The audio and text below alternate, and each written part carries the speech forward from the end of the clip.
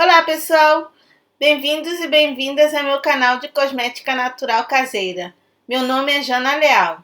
No vídeo de hoje eu trago para vocês duas receitas de limpadoras esfoliantes inspiradas na marca Lush. Ambas são indicadas para todo tipo de pele e também são de uso diário, já que promovem uma limpeza e esfoliação suave, ademais de hidratar e tratar a pele. A primeira receita é uma limpadora de amêndoa conhecida como pele de anjo. Espero que vocês gostem e vamos lá!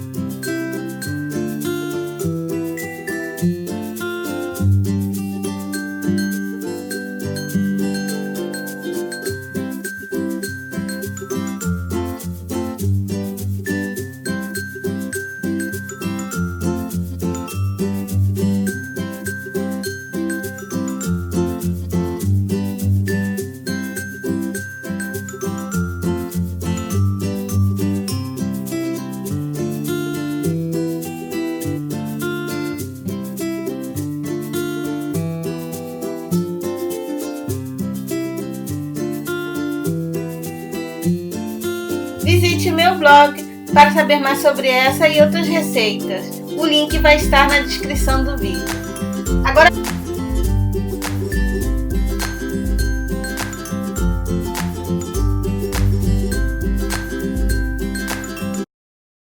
a segunda limpadora é de carvão ativado, conhecida como anjo negro. Promove uma limpeza mais profunda e é ideal para todo tipo de pele, mas principalmente para a pele oleosa.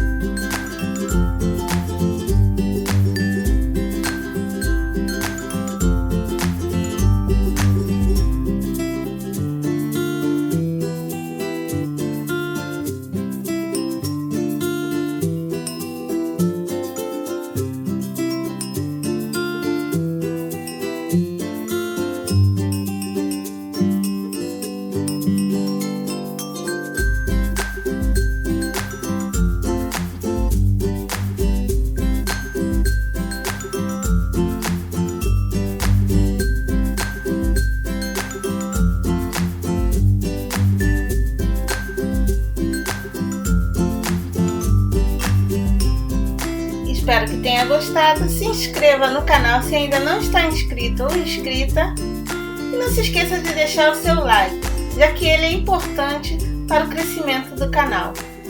Obrigada e até a próxima receita.